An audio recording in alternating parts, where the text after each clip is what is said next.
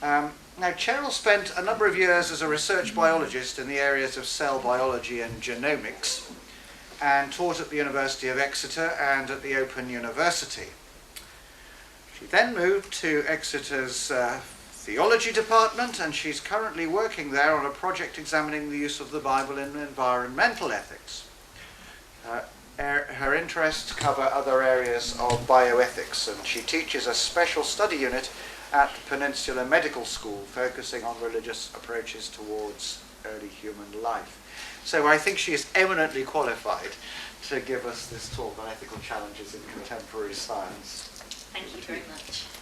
Yes, thank you for asking me, and I must admit it's a bit of a challenge trying to fill Ted Peters' very capable shoes, but I'll do my best this morning, and hopefully, at least I'm familiar with quite a bit of Ted's work, so there will still be a sort of Peters flavour to some of what we'll be discussing, particularly when we look at stem cells later.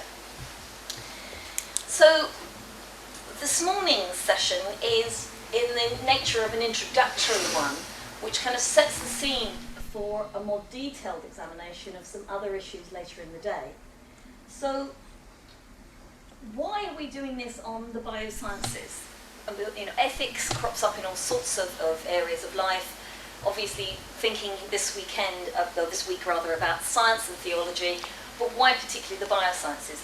I think it's really because over the last few decades, it's the biosciences which have thrown up the most interesting ethical questions of our time.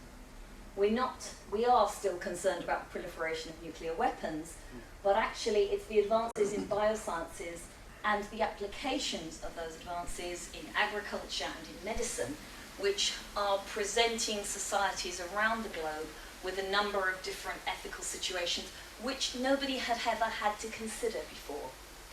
Issues of social justice have been with us for many decades, and some of the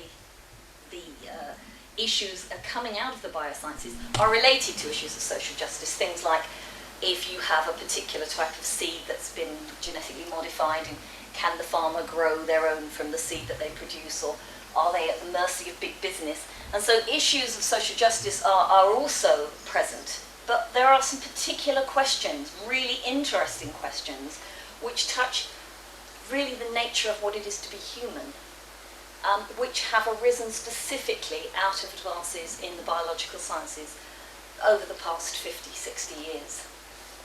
So we're now thinking, with the advances in technological applications, of what it means to be human. When is the developing human being, from the fertilized egg onwards, when is it to be treated as a person with the same dignity as the little old lady who lives next door to you? How do we relate to very early forms of human life? What about persons who have sustained brain damage and are in permanent vegetative states that are now perfectly sustainable with modern technology? How do we relate to them? What sorts of issues arise from the advances in medical care? Years ago, when you died, you were dead. That was fairly unproblematic. Nowadays, it's the question, well, how dead are you? Are you brain dead? Or have you just stopped breathing as your heart just stopped, and can we do something about that? So there are all sorts of issues arising from the beginning and end of life, and we'll be looking at some of those in a little more detail later today. There's the still emerging field of human improvement. How much is it wise to improve the human, not just treat things when they go wrong, but actually seek to improve human efficiency, maybe with drugs, maybe with computerized prosthetics? How much should we control human behavior with drugs? Do we want to boost human intelligence, either by genetic manipulation if possible, or by pharmacological methods? And how wise is it, and how much should we think about mixing genetic and tissue material from animals and humans? The whole issue of human-animal admixtures was raised hugely last year in Britain. I know not all of you are from Britain, but we had big debate about it in the press here because we had a new bill going through Parliament which was allowing the mixing of human tissues and animal tissues. And so that's another big question, not just within religious faith communities, but within society at large. I won't say much about GM crops because I've already touched on it a little bit, and I know it's going to be at least cropping up a little in one of the later talks. But overshadowing all of these issues is the environmental crisis. Now, obviously, this is a byproduct of our technological advance in various ways, whether we're thinking about the pollution that's been with us for a long time, or the climate crisis, which has only really impinged on our consciousness properly in the last few years as a whole. I mean, some people have been aware of it for longer. But how should faith communities respond to that? How do they treat this most alarming crisis of our times? Now, with the talks we've got later today, we're going to be focusing on a number of these issues, but since the environmental crisis isn't one of them, it doesn't have its own sort of dedicated slot, I've taken the liberty of using that as a bit of a case study for later on in this session, so we'll be touching more on that then. Now, I love matte cartoons from the Daily Telegraph. This hasn't got a lot to do with the topic, but I just love this particular cartoon of the mad dog hanging out the car. But it's really just to remind us that a very serious point made by C.S. Lewis some years back, that when we make technological advances, when we gain some new power over nature, it is actually a power over humanity. And this echoes the comment last night about using man language. I felt like going amen sister, but you can tell this is a slightly dated quotation, using man rather than humanity. But the point was well made. When we obtain some new ability to manipulate the natural world, it does, to some extent, in some cases more than others, give us an ability to exert power over other human beings in different respects. And so this is a very, very important issue. So where are we going today? We're going to look a little bit at just a very, very basic level at some ethical theory. And this is really just to equip us when we're looking at the other topics in more detail later on, to think about where different people are coming from, what sorts of approaches they're using to think about particular problems. I'm going to be touching not just on attitudes within faith communities, but within the public at large. So some of these get used more in one sphere than another, but I think it was worth having a look at some basic ethical theory here. Then I'm going to focus in on issues that arise when Christians try to do ethics, and how they do or do not use different sources to help formulate their ethics, and hopefully give you a bit of an idea of the range of different ways in which people within different Christian communities formulate their ethics. And there isn't a Christian ethic on any one particular topic. And then, as I said, focusing on the environmental issues, using the environment as a case study to see how different Christian traditions have used the Bible particularly as a source to think about the non-human world. Now, the Oxford English Dictionary talks about ethics as moral principles governing a person's behaviour. But where do the moral principles come from? It's all very well to say that that's what ethics is or are, but where do they come from? Collins' dictionary talks about moral value of human conduct and, hang on this button, and codes of behaviour which are considered correct. And this highlights the different ways in which we can think about ethics. Are we looking for a set of rules? Do this, don't do this, don't do that, which we can apply to any situation?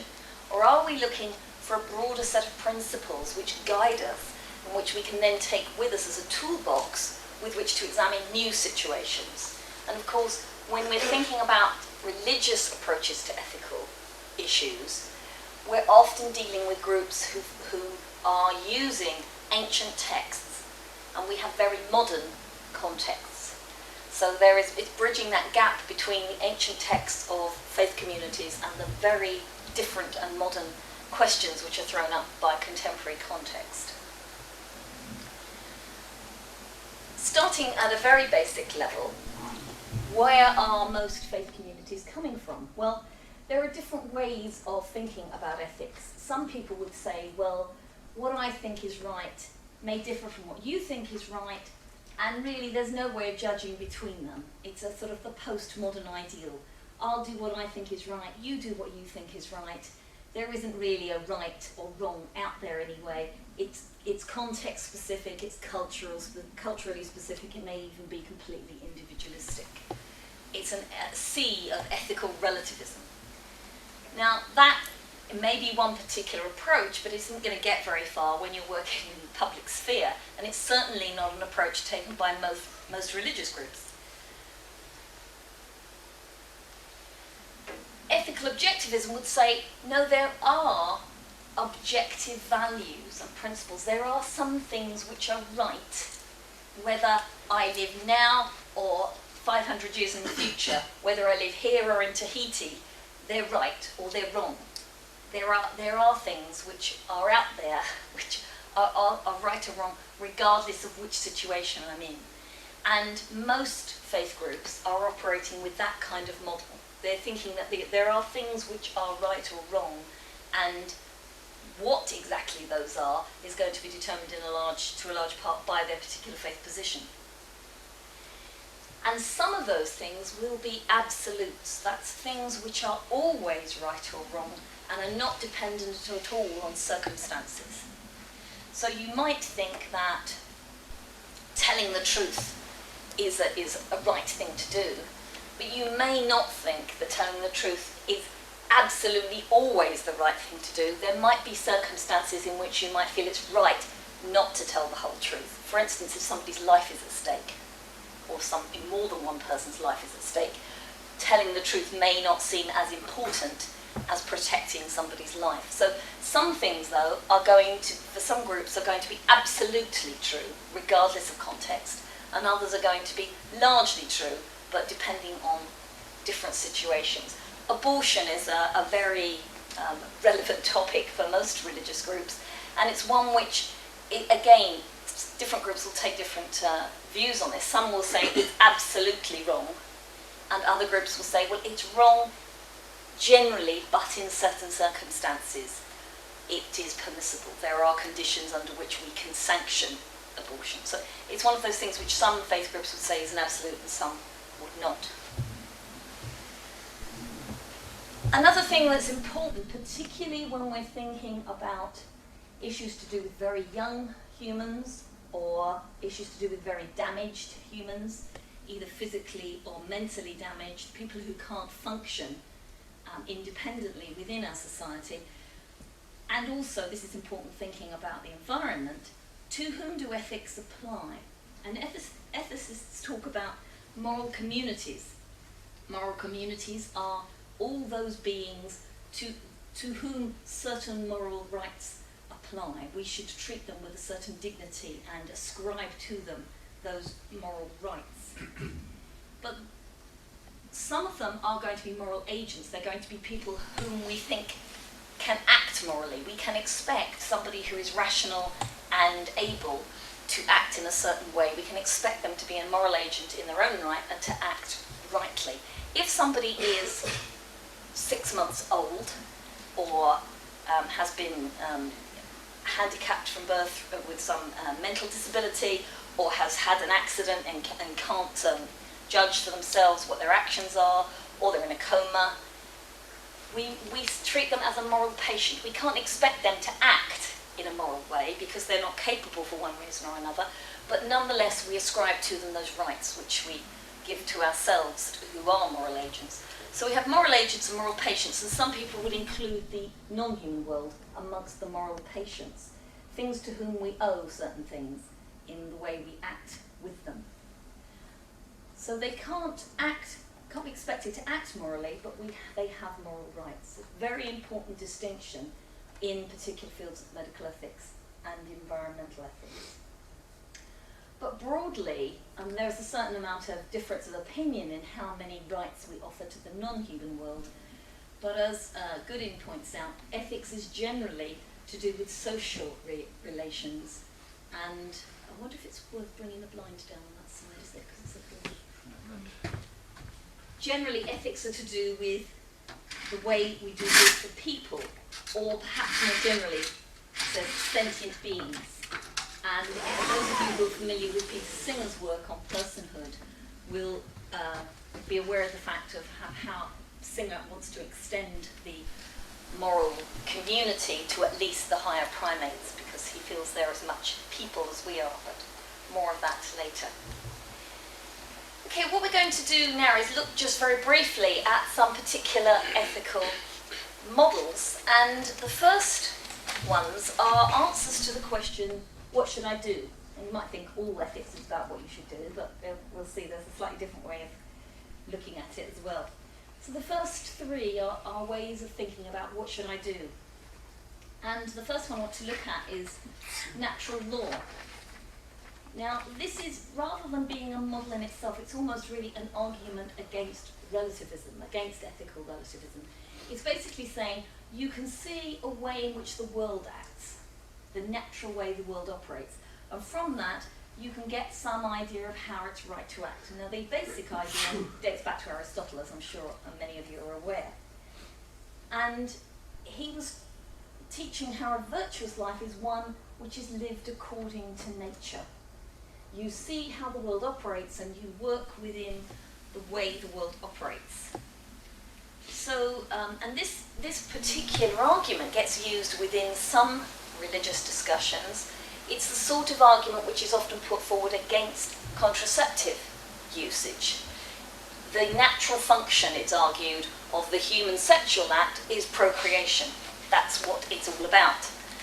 It might be fun as well, but it's actually basically about procreation. And therefore, if you stop procreation from occurring during human sexual intercourse, you're actually going against nature. This is something which is therefore wrong. And so this can be a grounds for arguing that certain behaviours are appropriate and certain other ones are not. As Desjardins puts it, this way of thinking about ethics is to do with fulfilling our natural potential, which is in harmony with the rest of nature.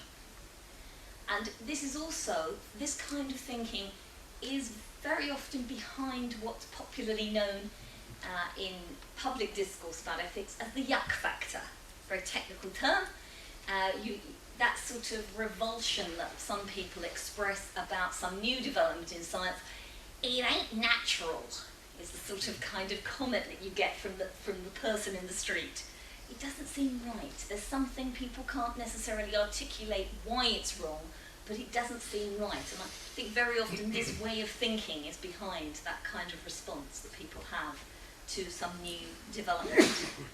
It was, in fact, the sort of reaction that some people had against the first world's heart transplant. It isn't natural. It isn't right to take an organ from one body and put it into a heart, particularly with all its kind of emotive appeal that there is, particularly in Western thought, with the heart. So it's very much, very often found in public discourse, and it's also, though, very often something which is subject to change when society gets used to something. Nobody now bats an eyelid about heart transplants. It's something which people have grown used to, and therefore it doesn't seem so unnatural anymore. But it's often a very powerful force within public discourse of advances in medicine and biology. Another very popular model for conducting ethics is utilitarianism, which is the kind of slogan, if you like, is the end justifies the means. And this is, as Desjardins points out, the unofficial ethical theory of public policy, certainly in much of North America and Western Europe. This is the sort of policy which is employed very much in medical ethics. If you have anything which has a kind of financial bottom line, if you like, if there are financial limits to what you can do, then it often seems fairest to see, okay, we've only got the resources to do so much, let's do the most for the most people. It's the ends are what we're looking at, the results. If we can benefit more people by doing this action in the end than we can benefit people by doing this action, then the first action is the right one, the one which results in the most good for the most people. happiness is the sort of the general kind of overall value which this model is working with, the overall happiness. It's obviously it's very difficult to measure happiness, but in terms, for instance, of a medical equivalent here, doctors will talk about QALYs, quality adjusted life years, and they'll see how many QALYs a certain amount, a certain medical action will produce. So for instance, if you've got a kidney that is needed by two patients who both have the right tissue match, and one of them is, I don't know, for instance, 25 years old but they're paraplegic, and the other one is 40 years old but they're otherwise healthy, you might look and you say, well, okay, the 25-year-old would get more years of life out of this kidney, but what about the quality of their life compared to the quality of life that the 40-year-old might enjoy? And there's this kind of attempt, almost impossible, but an attempt to measure the quality of life of one patient against another to try to decide which is the best route of action. And this is not an ideal situation to have to make this kind of decision, but we live in a real world where resources are limited, certainly organs for transplant are limited, and it's the kind of ethical decision which colleagues in the medical profession are having to make quite regularly. What do we do with resources? With this kind of model, you might think of, going back to my example of abortion earlier, the natural law approach might be, well, it's not natural to take a developing fetus from the mother's womb, it's natural to let the pregnancy develop, and therefore it wouldn't be right to end life in the womb artificially. A utilitarian approach might say, well, what's the best outcome for the mother? If this child is going to be unwanted, or is going to live in poverty, or is going to be abused because of the family situation, it might be, the utilitarian might say, well, actually the best option is to abort the child. That would lead to the most happiness for the most people. So different approaches are going to lead to very different routes to thinking about ethical issues. And this is just in case any of you wanted to read more, if you're not familiar with this, very much associated with Jeremy Bentham and John Stuart Mill, who sort of articulated this theory in the 19th century.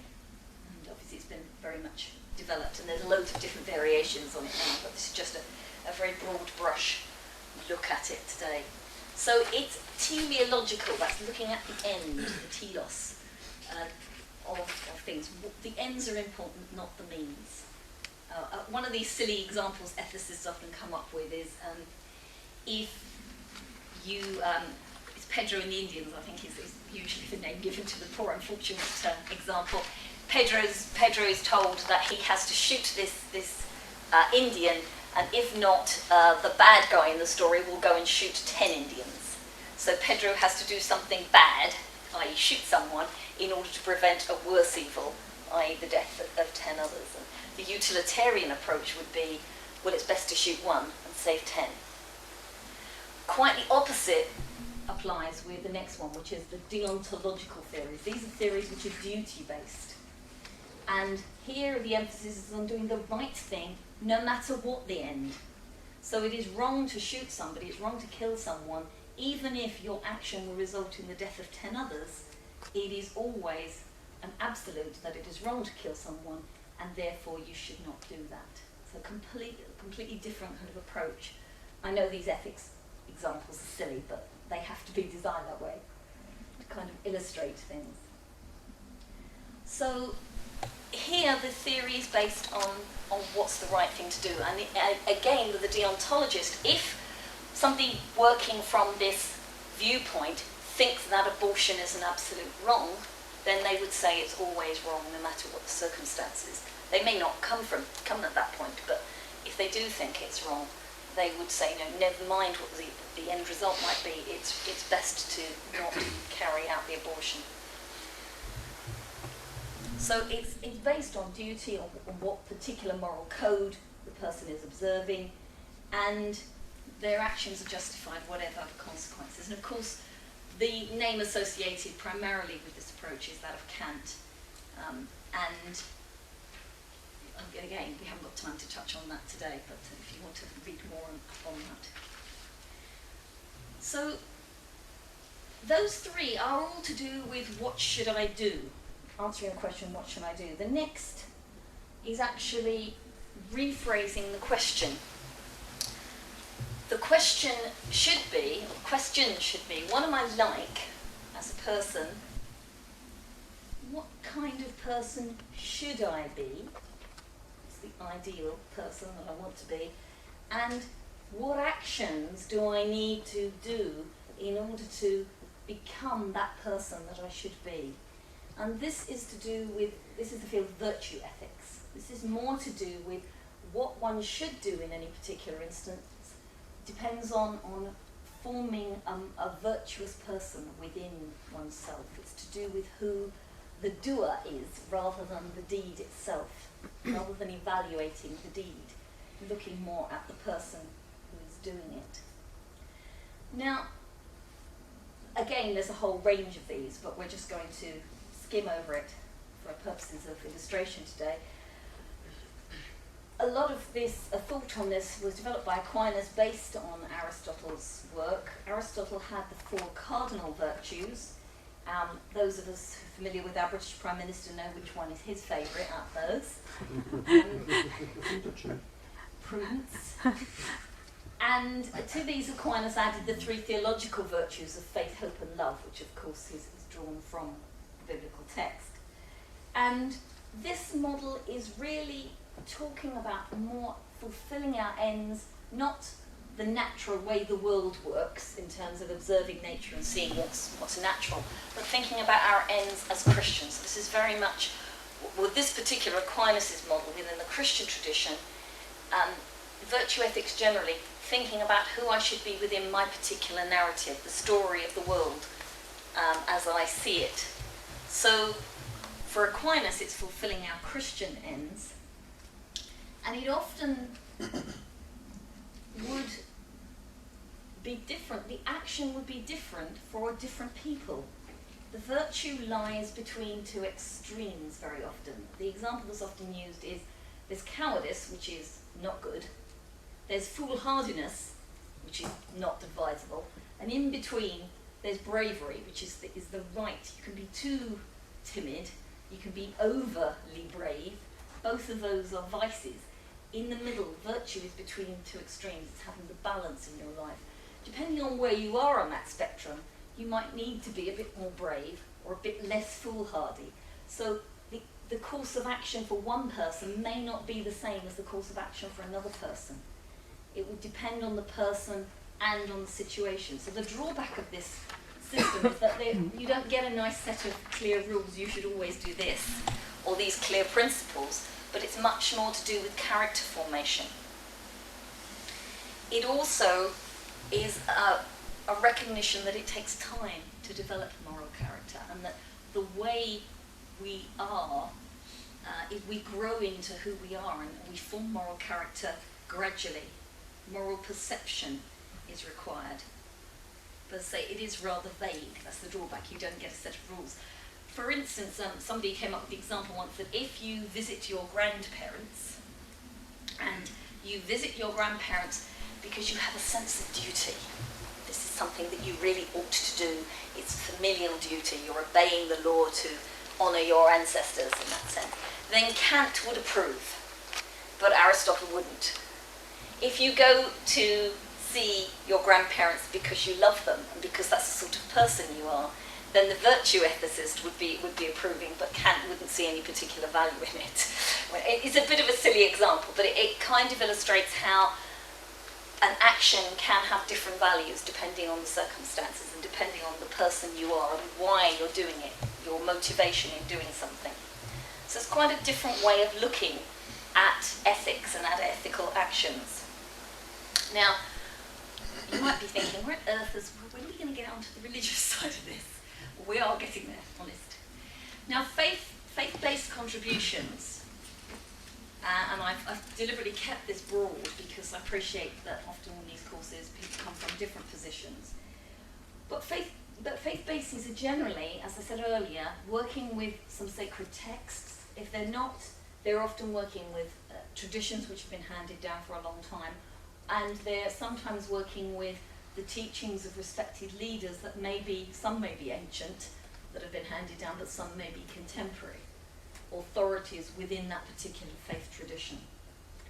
And when people of faith contribute to public discourse on ethical issues, and particularly we're thinking obviously the biosciences ones today, they may be coming from the basis of their faith traditions. They may say, our leader or our deity teaches this, and therefore we think it's right or it's wrong in any particular situation.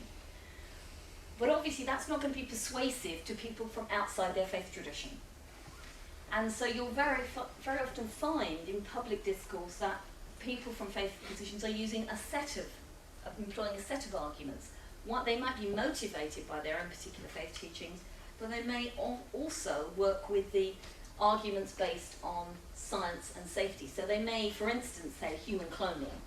A person who has, for religious reasons, has an objection to human cloning might nonetheless say, well, and also, scientifically you get some malformations with animal clones, and therefore it would be very risky to clone humans. It would be immoral to clone a human because you could end up with some deformation, and you would have to have so many pregnancies before you got one healthy human clone. That might be the kind of argument that they would put forward, although their motivation may be based on some religious reason, objection to human cloning. They're obviously going to use safety and science reasons as well, which they would hope would be more persuasive in the public sphere. And they're also going to use arguments based on the prevailing worldview. So they'll work with the public yuck factor. So if the public thinks something's a bit not sure about that, then obviously faith communities who, for other reasons, have reservations about something will work with that as well. And you'll often find that if you're looking at public discourse about new techniques, they will draw on that as well. Within Christian ethics, you'll find different approaches within different Christian traditions. There is no one way to do Christian ethics. There will be those who look for general principles, natural laws, if you like, within Christian life, sort of working within that kind of basis. Others will look for clear biblical texts that say, do this, do not do that, and then take those texts and apply them to a contemporary situation. So, very deontological approach. Others will look at, particularly within the Christian tradition, working with the New Testament, where Jesus expounds on the Torah and says, yes, you shouldn't murder someone, but actually, I'm telling you, you shouldn't even hate them in your heart. This is to do with character formation, not just what you're doing with your body, but what your heart attitude is. That's what's important. And so working with that kind of approach, they would say, well, it's to do with, it's more a virtue ethics approach. What sort of people does this make us? What sort of society does this make us if we allow this to go on? What kind of society does X? What does it say about that kind of society, how good it is, and appealing to kind of a public morality in that sense as well. So you'll find within different traditions, different elements play larger or lesser roles in this. You'll get traditional Christian beliefs and doctrines, obviously important. Christians will give a place to conscience in their thinking. Traditions, particularly in some of the older strands within Christian faith, and obviously a huge amount of weight is given to the Christian Bible, the New Testament, and what Christians call the Old Testament, or the equivalent of the Tanakh for Jewish people. And what's important, and I'm glad Ernest mentioned this yesterday, is this business of how they read the Bible. What do we do with this text within, and the Christian tradition is the one within which I'm operating, what do we do with this text? How do we use it in this very modern context? And as Ernest said yesterday, that we have to consider, we cannot just take this text and look for a verse that has a key word in it, and do a keyword search. This is an issue that's come up in science. I'll do a keyword search and find something that looks like it might have some relevance, and lift this verse out and apply it. We have to consider the genre of the biblical writings. Is it from one of the Psalms? Same kind of reservations apply that Ernest highlighted for us yesterday in trying to look at Genesis. What is it that we're looking at? Are we looking at history, at poetry? Is it one of the letters to one of the early churches? What sort of literature is it? And are we therefore justified in taking this particular passage out and applying it to a modern context, or are we taking it completely out of context? How are we going to interpret it? There will be areas where there's a lot of debate about what the original writer meant. And is it important what the original writer meant? Is another, what did the writer mean to say this about this particular topic? And even if they did, does that still legitimate our taking out and using it? So you'll get things like passages from the Psalms about God knew me when I was in my mother's womb, or God knit me together in my mother's womb, different passages from the Psalms and the prophets. Are those comments to be taken to apply to our understanding of embryology? Or is the poet saying something that isn't necessarily, that we can't necessarily just take out and apply to early human development nowadays? Is it a legitimate move? And the question of context. Even if the author meant that, is it something which we can apply to a current situation? And you will find in some cases people don't actually take these things into consideration within Christian ethics. Again, are we looking for a set of rules? Are we going to take a deontological approach and say, well, there's a clear yes or no answer to this question? Are we going to say, well, there isn't going to be a clear yes or no because the biblical texts were written between 2,000 and 4,000 years ago, and therefore there isn't going to be something on stem cell research. So we'll look for some principles that we can apply.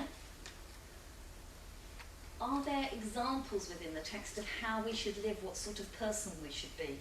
The Good Samaritan is used, the story is used by Jesus as an answer to the question. Jesus says, love your neighbour as yourself is the second greatest commandment, and the question then is, who is my neighbour? So it's a good deontological question. Who is my neighbour? What is this category of people to whom I have to act the same way as I love myself?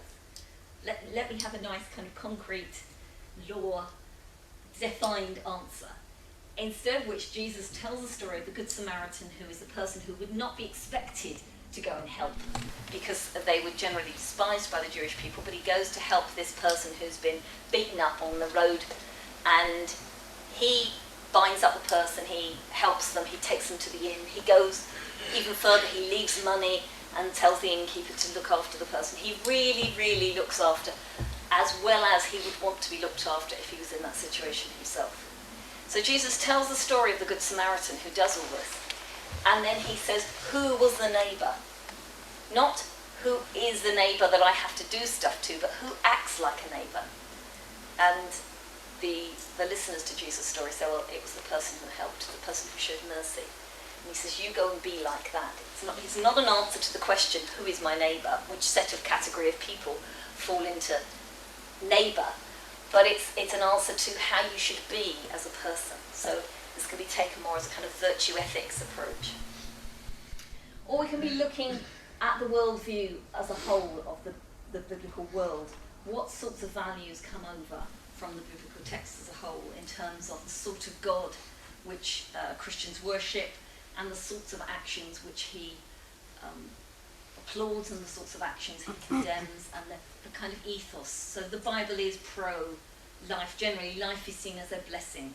Humans are seen as being made in God's image and having some special status, and as Ernest said yesterday, not as slaves. The whole kind of ethos of the Bible has a particular flavour, and we can take that into consideration when we're thinking about modern ethical issues. But what about, we've still got this gap between the text and our modern context. We should still be cautious when we're applying biblical principles to the modern world. We have a degree of humility, I think, and not just think we can pull them out and use them. So just in the last quarter of an hour, I'd like to just use environmental ethics as a little mini case study of different ways in which different sectors within the Christian tradition have turned to the Bible for resources to tackle the issue of the environment. And not specifically just the climate crisis, although that has obviously, I think, acted as an extra spur the last few years to get people thinking about it. But generally, how should Christians act towards the non-human world? And what about the rest of creation? What's it doing here? Is it just a life support mechanism to keep humanity going? You know, God's purpose was making humanity, and the evolutionary process resulted in us, and that's fine. Now the rest of it can go, you know, it's just there as backup. It's the landscape, it's the background of the painting, but we, humanity, are the main or only feature. Or does the rest of creation actually have some role in God's eternal purposes? Does it have any destiny in God? I think these two questions have been at the heart of Christian reflection over the last few years in trying to decide how churches should respond to the environmental crisis. One approach, and these again are very simplified, and you'll find a range of different things within each. One is to focus on the passage in Genesis 1 where it talks about humanity being given dominion over the birds and the fish and the things that live on the land. Humans have dominion and they are told to subdue. Both terms very harsh in the Hebrew, the sorts of language you use when one nation is going to war against another. Very harsh language. So one school of Christian tradition, and this, the quotation I've given you there is from Francis Bacon, so this goes back a while, and 17th century, is the idea that nature is wild out there and humans are here to tame it. And certainly in Francis Bacon's view, this was a kind of trying to overcome the effects of the fall. Man, and he would have used man, was given dominion over the earth. At the fall, Adam and Eve lost that dominion, and science provided a way of not just finding out about nature, but enabling humanity to recover its dominion. So it was a reconquering, effectively. So he talks about leading nature with all her children to bind her to your service and make her your slave. The natural world was there for humans to use, to subdue, to tame. The kind of thinking behind marching over the American wilderness, the pioneers going to settle and colonize and make it productive, make the wilderness productive, that kind of thinking. Now this approach is actually held by some to be responsible for the environmental crisis. And some commentators from within and without the Christian tradition have accused Christianity of being the cause of the environmental crisis. And this was as far back as Lynn White's original accusation was in the 1960s, when all we were talking about was DDT and various other pollutants. Nothing like the set of problems we have now. He said, Christianity is the most anthropocentric religion the world's ever known. You took away the idea of there being spirits in trees and streams. You desacralized nature, so you made nature a thing and you do what you like with it. And you make it, you trample it. It's other than you. There's you and God over here, and there's the rest of creation over there. That's what Christianity has done to the world. That's what's led to the technological advances that have misused nature, and Christianity shares the blame for the damage to the planet. And a lot of Christian reflection on the environment since then has largely been a response to this accusation. It's kind of, no, it's not us, it's not our fault, it's the interpreters or whatever.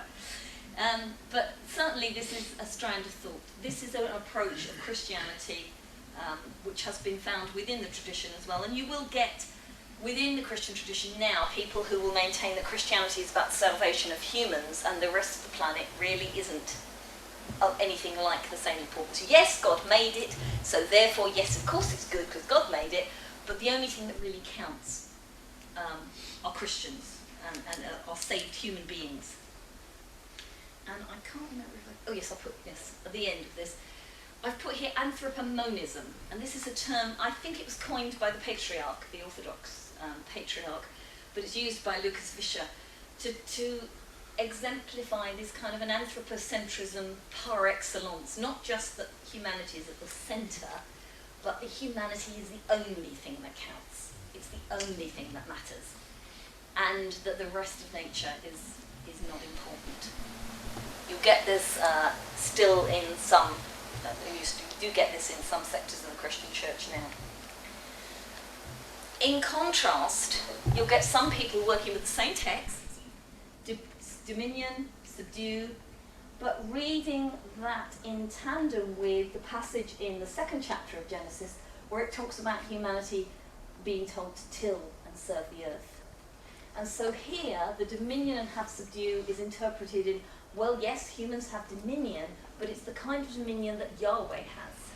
It's the kind of dominion which God models, and therefore is a dominion which is a servant kingship. It's a merciful, caring, stewarding kind of model. And this is probably the most prevalent model you'll find within evangelical thought nowadays, the stewardship model of relating to the planet. So it's a good creation, and it's not just there as a support mechanism, it's not just a stage upon which we strut our stuff, but it's actually of value to God, and therefore we should be caring for it. We are put here to serve it and to look after it. So working with the same text, but quite a different kind of outcome. And within this strand, you'll find some arguing that not only does the rest of creation have an intrinsic value because it's made by God, but also that it actually has a destiny in God. And they'll draw on passages like Romans 8 about creation waiting for the freedom of the glory of the children of God. Passages like the Colossian hymn in the first chapter of Colossians talking about God reconciling all things in Christ. And they will use those passages to say, actually, it's not even just good, it's actually got a place in God's end-time purposes. It's not just about the salvation of humanity. Christianity is about God making the whole of his creation right. And although humanity has a key role in that, the rest of creation is hugely important. A part of the discipleship mandate should be to care for the earth. So you won't find that in everybody's thinking in this kind of grouping, but that's certainly a strong theme. And you'll also find within this broad group proponents who use things like the Green Bible that was published recently by Hodder Stoughton, which has all the verses that mention creation, trees, mountains, whatever, are printed in green, which I find rather simplistic way of interpreting the Bible, but it's got some good essays in it. I'm not a fan of the project as a whole. However, you'll also find, again within the Christian tradition, another group of people who go, well, this is all very well and good, and this is all very, it's great that you people take this stewardship seriously and you've decided to look after the planet, but actually, let's be honest, the Bible isn't green. The Bible's kind of brown in places and green in other places, and let's be honest about this. Let's not pretend that it's univocal. Let's not try and read it all through green-tinted glasses. And Calvin DeWitt actually has a chapter in the Green Bible where he talks about reading through a green lens, but then he doesn't actually talk about the fact that he is using a green lens, which I find interesting, having put it in the title. And these folk would say, well, there are passages which talk about 2 Peter 3, for instance. The earth is reserved for fire. The elements will dissolve. Heaven and earth will pass away. In Revelation 21, heaven and earth flee away, and the new heaven and the new earth are coming in. This doesn't seem very green. It doesn't sound very earth-friendly. They'll also talk about God devastating the land in response to humanity's sin in places. Ezekiel 6. Well, what did the land do? It wasn't the land's fault. Why is God doing this to the land in response to human sin? Well, yes, it's a way of bringing judgment on people, but it still doesn't seem very eco-friendly. Some will point out that while proponents of the Green Bible will talk about Jesus using nature parables and Jesus, associating with fishermen and talking about seeds, he is also the person who cursed the fig tree and sent a herd of demons into a herd of pigs, and the pigs all drowned. Again, not unambiguously animal friendly. And it's not that they're saying we should put these texts at the front, but they're saying, let's be honest, it isn't all green. And you have to put on some pretty heavily tinted green glasses in order to say it's all green. So there's a slightly more nuanced approach to the text. And within this group, an acceptance that some passages are going to be a problem. And they draw parallels with the way that feminists have read passages in the Bible and said, well, okay, people have been misusing biblical texts for years to oppress women, and you get the parallel with people who have been misusing, like Francis Bacon, misusing the biblical text to justify exploiting the earth. And now we're saying, no, actually, the Bible is really friendly towards the earth, and it's God's good creation. And similarly, feminists have looked and said, no, God affirms women, and Jesus affirms women, and God creates them male and female. There's all this sort of pro-women stuff in the Bible that we need to read. The same way there's all this pro-earth stuff. But there are also passages in the Bible which are not very helpful from a feminist point of view. There are passages which are very negative, and you get the same you get a lot of parallels between eco-theology and feminist theology. So there's a recognition that there are some passages which we need to be careful with. There's also, within this, a recognition that, from a scientific point of view, passages which talk about the new heaven and the new earth in terms of restoring paradise don't actually chime with a scientific understanding, where there is no evidence of a time when people were all vegetarian or when animals didn't kill each other. So there's you have to apply those passages within the biblical text with some appreciation of the scientific context within which we're working. So others are saying, well, actually, fourth approach, let's not pretend that it's all green. Let's not chuck out half the Bible either. We want to work with this text, but let's look more for these general principles. So some have suggested, James Nash and Sally McFaig have suggested that love of neighbour can be extended to the other neighbours on the planet, other life forms. We should be equally gracious, looking after them, making sure that our frivolities are not destroying their ecosystems, that love of neighbour could be extended. There's a lot in the Bible about the Israelites living in community and looking after one another and mutual support. We know that we are part of a larger ecosystem, and we can extend those kinds of teachings about looking after the weak and those who can't look after themselves. We have responsibilities for the species that we're driving to extinction by our careless living. So let's apply some of those principles to motivate Christian earth care. And there are others who say, well, we have in the Christian tradition particularly the story of God who becomes incarnate in Christ. This is a God who is not up there, but he's different from his creation, and yet he is also willing to present himself in the creation. And Ben Quash particularly working not just with the incarnation, but with the whole idea of Eucharist, of bread and wine, if God is present in the bread and wine in whatever way you envisage it, this kind of sanctifies the whole of creation, and we should have a greater respect for non-human creation. And we need to acknowledge that interaction between text and modern context. As I said earlier, you can't. We have texts in the Bible talking about the wolf lying down with the lamb and the lion eating straw. It's a picture of an ideal existence when there's no predation and nothing dies and there's no suffering. But we can't visualise scientifically how that could possibly come about. So that doesn't stop us thinking about ways of promoting a reconciliation between species, but we need to be realistic about what we can do. So I think environmental ethics is a good example because it illustrates the way in which science informs theology. Ecological reflection on the Bible is informed not just by the biblical text, but informed by the science. It is, as Gustafsson says, an intersection between science, theology and ethics. We cannot do theology in isolation from the science. We wouldn't be asking these questions if we didn't know the science that told us what the situation was. And similarly, the way we frame the answers and the ethical responses from a Christian viewpoint are going to be informed by the fact that we know the evolutionary history of the world, and we know how dependent we are on the other species.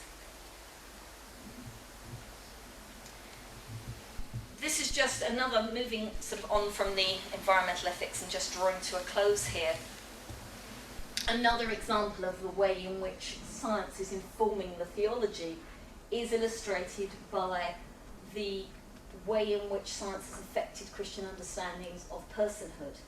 In the Middle Ages, there was a widespread belief that the soul entered the body when you felt the baby kicking. And as we'll see later today, there are a number of different ways of thinking about early human persons, but certainly the current Roman Catholic position is informed to a degree by the science. If it wasn't for the science, they wouldn't be able to say the things that they are saying. So they are arguing there's respect for the human person from the very first instance because of the findings from biological science, which recognise the zygote has a new genetic identity, that it's an individual. So it's another example of the way in which science is informing theological reflection on modern ethical issues. It's not just a one-way street, it's not just theology telling science something, but it's theology learning from science, which I think it's such an exciting field. Just finishing with a couple of my favourite quotations from Richard Hayes, who has done a lot of reflection, particularly on New Testament.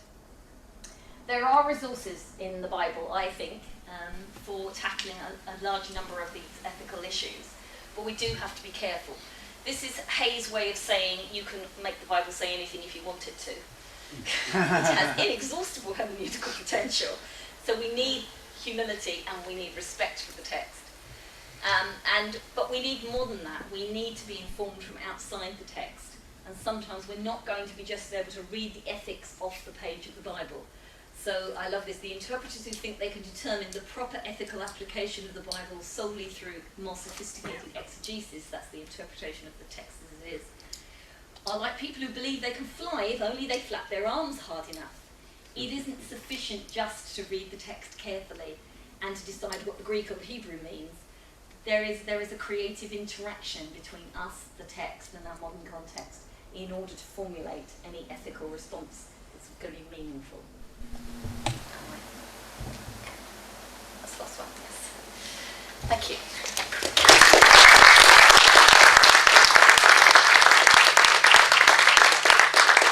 Thank you very much indeed, Cheryl. I wonder if perhaps I could start, because I wasn't quite sure about your account of natural law. I mean, probably Roman Catholics here may want to say something about that too. I mean, just watching the way the world is doesn't seem to be the way, isn't it? It doesn't seem to be right, surely.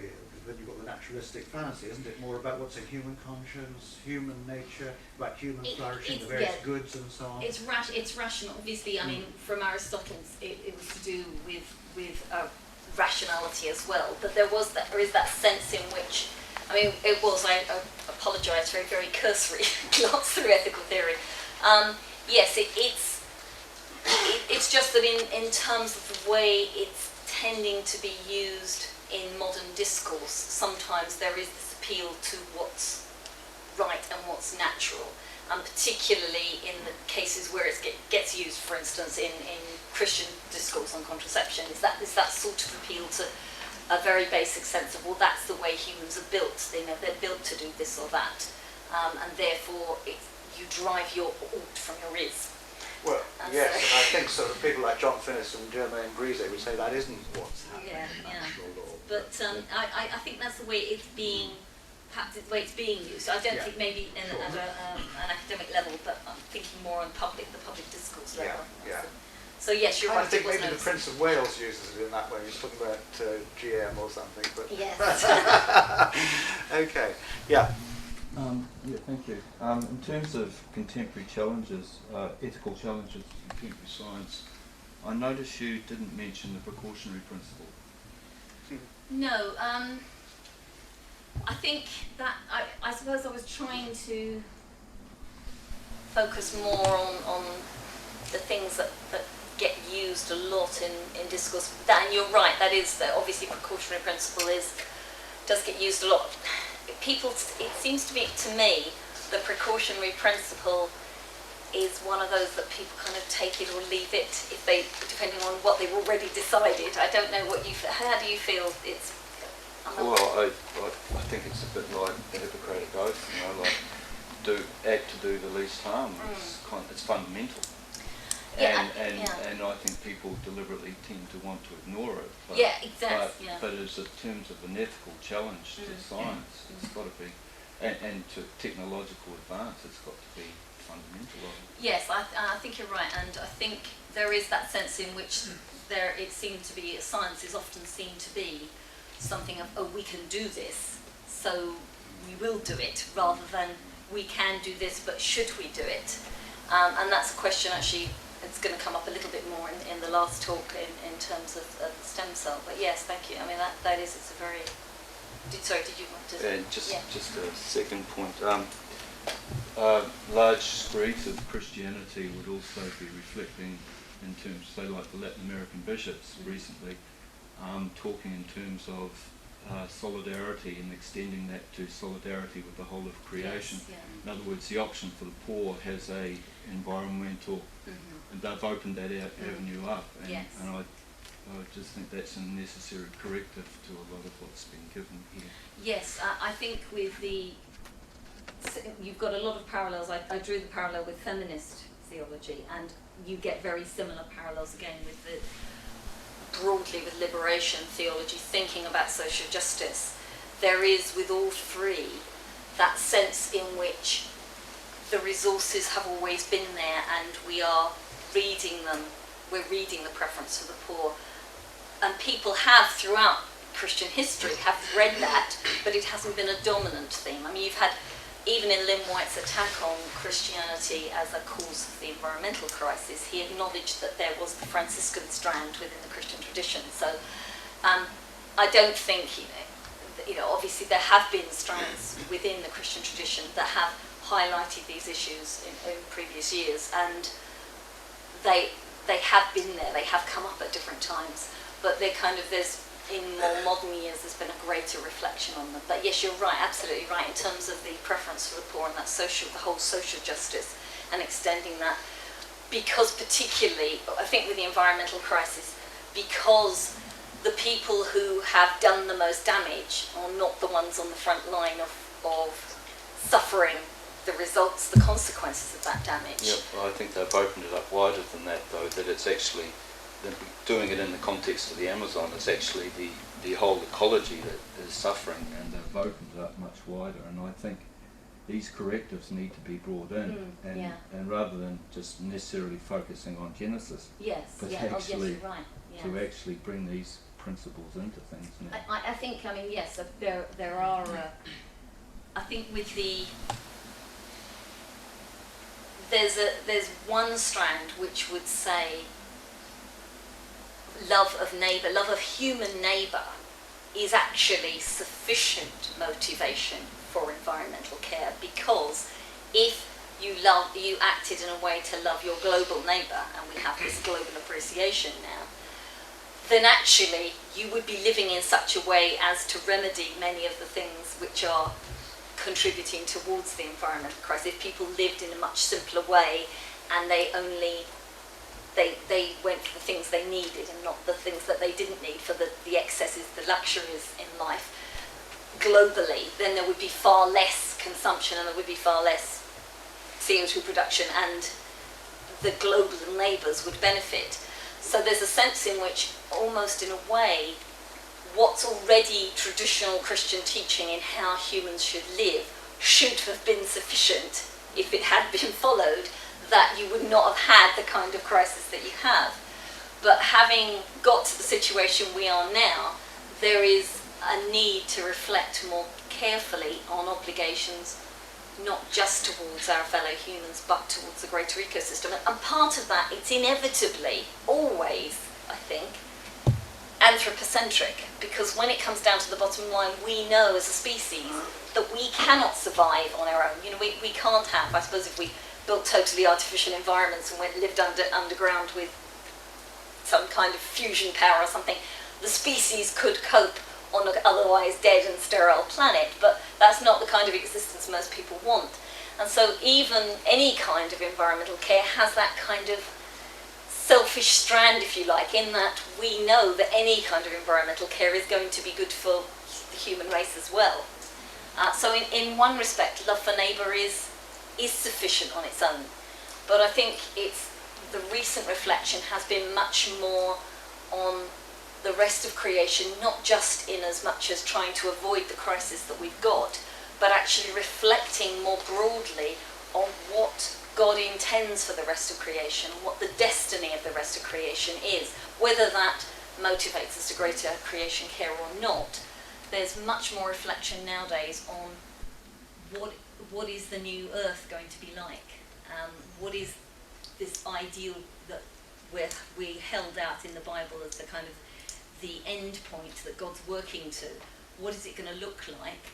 And does that give us a motivation for caring for creation now? Or are we envisaging God is going to come and do something so radical, even if it isn't chuck the whole old earth away and build a completely new one, even if it isn't that radical, is what he's going to do so radical that whatever we do now, it doesn't really matter? And some people will still take that kind of approach within the Christian tradition. Well, God's going to make everything right at the end, so really it doesn't matter if we lose a few more species. And there is still, you'll find a whole range of different approaches within the Christian tradition. So I do think that social justice is a very important strand. Question right at the back. Yes, just a point on the question. With regard to Christianity and almsgiving and helping others, I would see that as improving the quality of life of others, and therefore care for the environment means improving the quality of life for generations to come. Yes. So I'd see that as being inherent in Christianity. Just a question with regard to ethical relativism. Rather than say that something is right and wrong in a given scenario or in a particular context, would it be fair to say that it's actually a choice between, or a choice towards the lesser of two evils, rather than right or wrong? Okay, can I pick up your first point first? I think the intergenerationality is something which I didn't have time, as it was just a little snapshot of environmental care reflection. But yes, that again it's a very important strand, not just within faith-based environmental ethics, but in secular environmental ethics as well. That the intergenerational justice, the kind of leaving a planet that's habitable for the generations to come, is a very, very important strand. But it's not one which lends itself to governmental public policy, because governments are very short-term, and intergenerational justice is a very much longer-term issue. And I think that's one of the struggles in environmental ethics generally, not just within faith groups, that trying to get public policy to respond to the problem is very hard, because most of the nature of the democratic system is that governments work on a kind of 4 or 5 year timetable, and anything that's going to turn out value some years down the line after they're in power, it doesn't have the same kind of urgency for them. So I think you've put your finger on a very important point generally there with environmental ethics. As to the lesser of two evils, yes, I mean, ethicists love to dream up these kind of little scenarios with Pedro and the Indians kind of thing, which is the one of my ethics lecturers used to use. And they are very artificial, but they do work with that business about the lesser of two evils. There are always going to be situations where there isn't a clear yes or no, and you do have to work with the lesser of two evils. And I think that actually one of the benefits of virtue ethics is that it's somewhat more adaptable to that kind of condition. It's more susceptible to considering the circumstances of each particular scenario, and more carefully, rather than looking for a black and white answer. So I think that maybe that's a more valuable approach. And does that kind of sort of answer you? Just in regard to the point of governments, I do think they're making some progress in that regard, because the international definition of, say, sustainable development does look to meeting the needs of future generations while meeting our own. Now, I realise that that'll be quite difficult in terms of getting different governments to put that together, but I do think strides are being made towards that. I think they're trying, yes. I think the system itself militates against it to some extent because of this kind of time system. But yeah, I think nowadays they are taking it on board much more than they were. But I think that's probably responsible for some of the delay there's been in government responses. Sorry, we're getting a bit... There are lots of questions, as ever. There's one at the back. Yeah. Yeah. Oh, thank you. Thank you for a very stimulating talk. You obviously mentioned in the very beginning that you're covering a very wide range of, very wide field, and it would be unfair to say why you haven't covered this particular field. Yeah, it was a bit of trying to get a cork in the pint bottle. Yes, but at the same time, you mentioned that towards the end of your talk, such issues as God doesn't seem to be green, or he seems to be sometimes grey. I think, in my opinion, and probably coming from an Orthodox tradition, that definition of a question is partly a problem in itself, because we tend to look at God as something which or who has to conform to our modern issues. So today the environmental question, which are very much interesting, etc., is on the agenda, so therefore God has to be green. And then we go to Bible trying to find where he has failed his examination, and he wasn't actually green. I think that, with all due respect, it misses the point completely. Because in that case we say, well, we are the God, and we are checking whether that secondary God has actually conformed to our expectations. Don't misunderstand me, environment is very important, we should everything, and I also say that it's not a question of environment, it's a question of our survival. If the climate changes completely, we won't be simply around here. All these ideas of, we'll fly to Mars and have a colony there, is just wishful thinking. And to close this, really, there's another strand of theology, apophatic theology, via negativa, which does not have this propositional aspect, which says, well, here are the statements of truth, which are either correct or incorrect. It takes a more nuanced approach, I think, and saying that, God does not care about creation, or God does care about creation, sometimes misses the point, because it's not as black and white as we sometimes would like it to be. I think you're right, and I quite pick up, it was a very, very cursory look at different schools of thought. I'm certainly not endorsing this is a checklist, has God passed his test approach, but that was an attempt to illustrate, crudely perhaps, but I think fairly accurately, an approach taken by one group called the Earth Bible group, which based in Australia, which have produced a number of different volumes looking at different biblical texts and doing almost exactly that. They have a set of criteria of principles, eco-justice principles, which they've deliberately derived from outside the biblical text, from a kind of consultation with ecologists. And one is the intrinsic value of Earth as a community.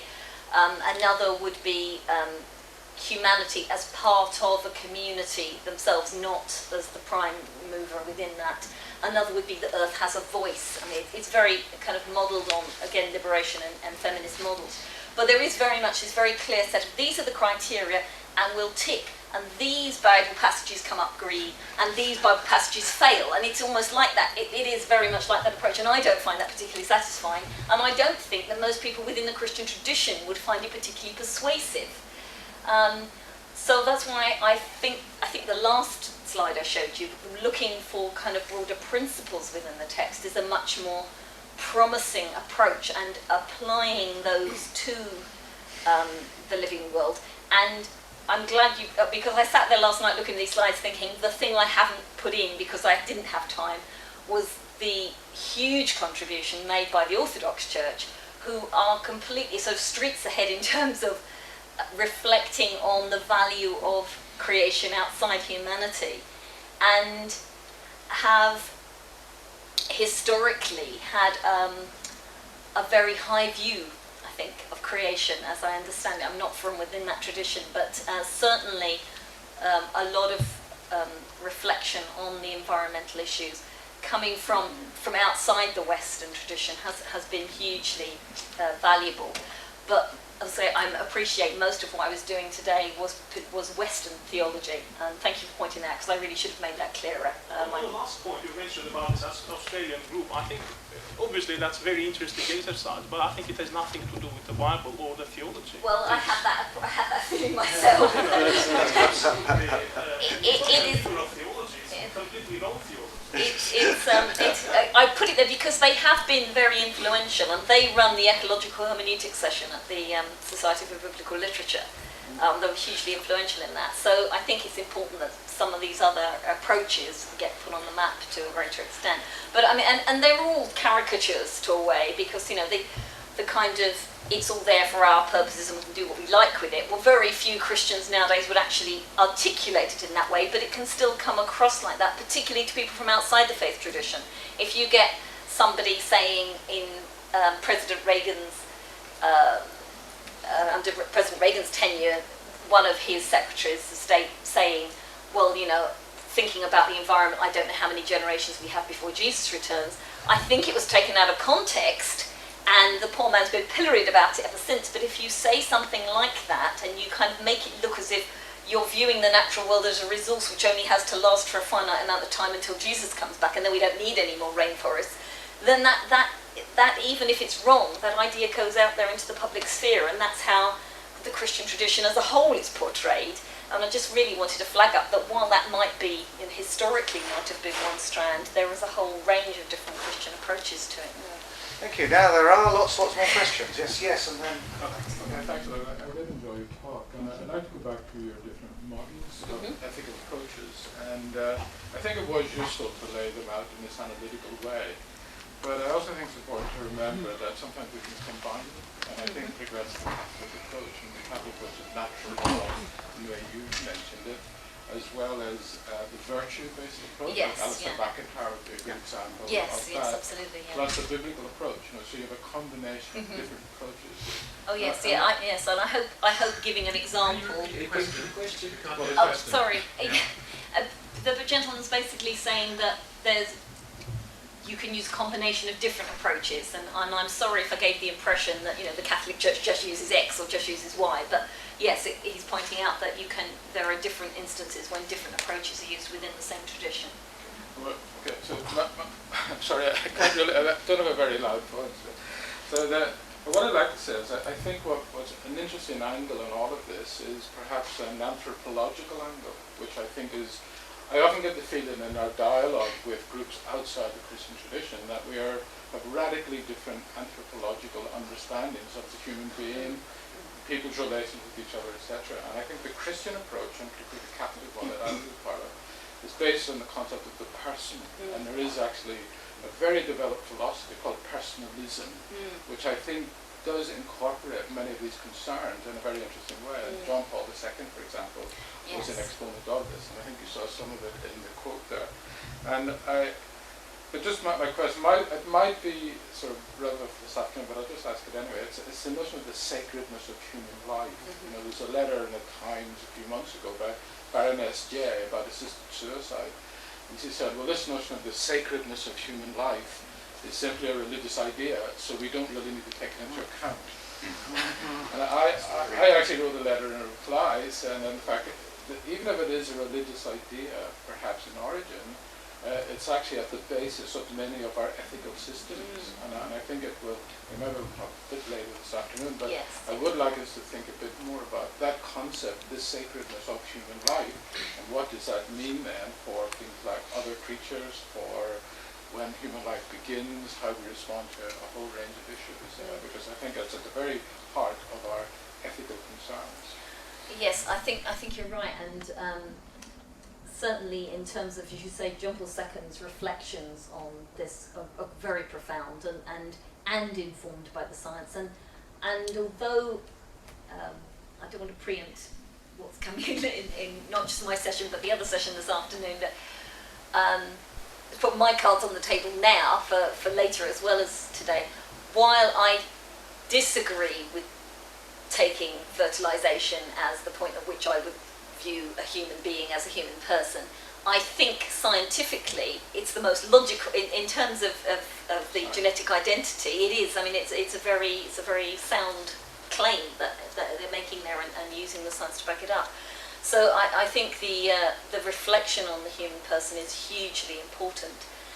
And I don't want to, because I know we've got we will be having more talks on afternoon. that. Okay. Can we leave that? And perhaps if we don't pick it up this afternoon, could you pick it up in the forum, either at one of the afternoon sessions? I don't want to preempt what's going to be said. said later.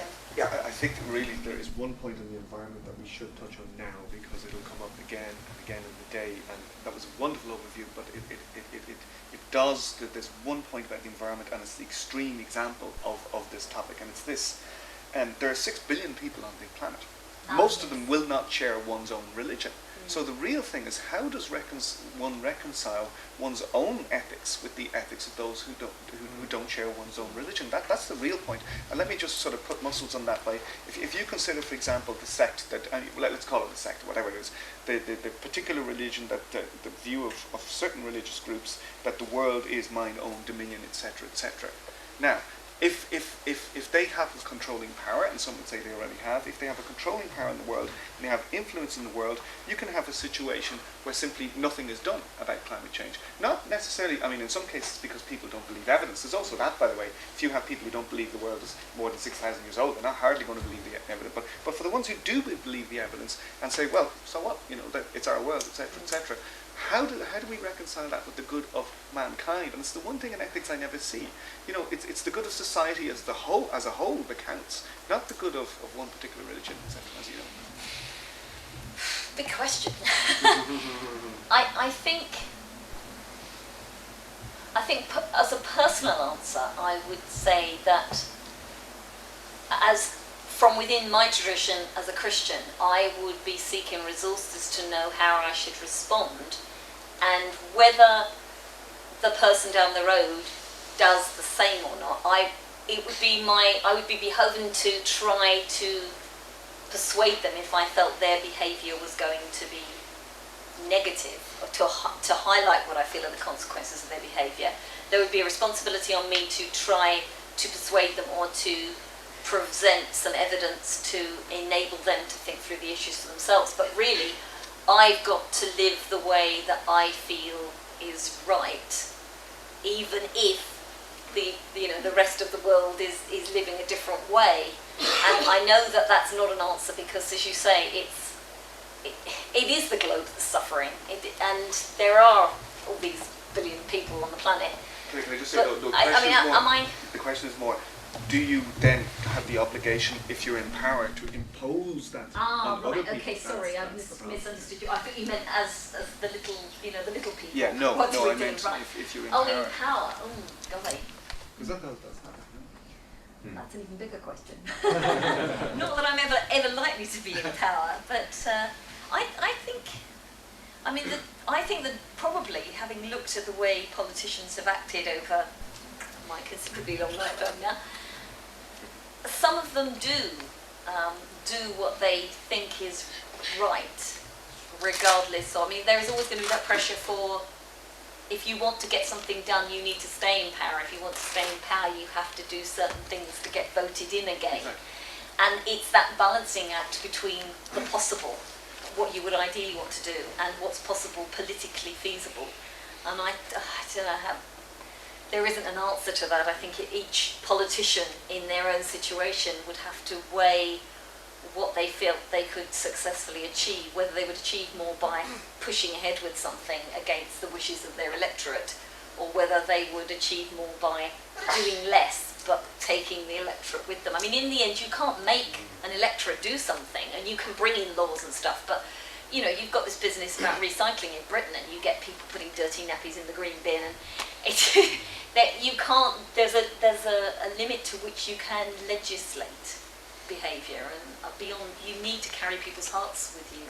What I'm getting at is when somebody is, I mean, in particular, the President of Stanford said in print recently what a lot of us have been saying for a long time, that the real reason we had stasis for 8 years, 8 crucial years on climate change, was the particular Republican president there depended on a vote, and that vote did not want him to do something, you know. So those small number of people affected the entire planet. And I'm not saying the president himself, I'm saying the vote that kept him in there. Yeah. You know, that's where it gets really complex. That's a flaw, though, generally with the political systems, and that's true of all sorts of political initiatives that one might want to bring in, not just climate change, isn't it? I mean, that's sort of, Winston Churchill said it's the worst kind of government except for every other kind. We might just need a quick reply to that, I guess. Just a perspective, it seems to me, with all respect, Cormac, that there's sort of a built-in arrogance there, because what you're saying in effect is, the world needs to come around to see this my way. And the reality, so you have all these different religious groups and they see things in their own way. My goodness, things aren't going my way. How are we going to resolve this so that things unfold in the way that I'm convinced is the right way? And the truth is, in a democratic context, whether it's within a nation or globally speaking, the reality is that this man's view, whatever it is absolutely every bit as valid as your view. Don't forget consensus and evidence. Don't forget evidence. But the point is, he's going to interpret the same evidence in a different way than you are, because everything is hermeneutic. So in short, so I think the emphasis, well, that it's reality. So I think that what we need to emphasize here is, again, what I was saying yesterday. We first of all need to not caricaturize other perspectives. If we really want to make a difference, we really need to delve into understand the sensibilities of the other side or the other sides, so that we can have a true dialogue and a substantive one. But ultimately, every party needs to understand that the common consensus will prevail, and that's just the way it is in a democratic context. Do you want to just make a final comment on that? Or? Yes, I was just thinking, reflecting actually on the different opinions, the different strands within the Christian tradition. Even within the one faith tradition, you've got very conflicting strands. And when it comes to, I don't find totally persuasive, as I said earlier, the kind of the Green Bible approach. But on the other hand, if it's a way in which it will get people to act in a way which is socially responsible, I'm not too worried about how they get there, as long as they're doing the stuff that needs to be done. When it comes down to it, that's the important thing. Well, end with a pragmatic approach. Yes. Well, that's absolutely terrific. Thank you very much, Cherryl, for stepping into the breach so wonderfully and then giving us such a great talk. Thank you.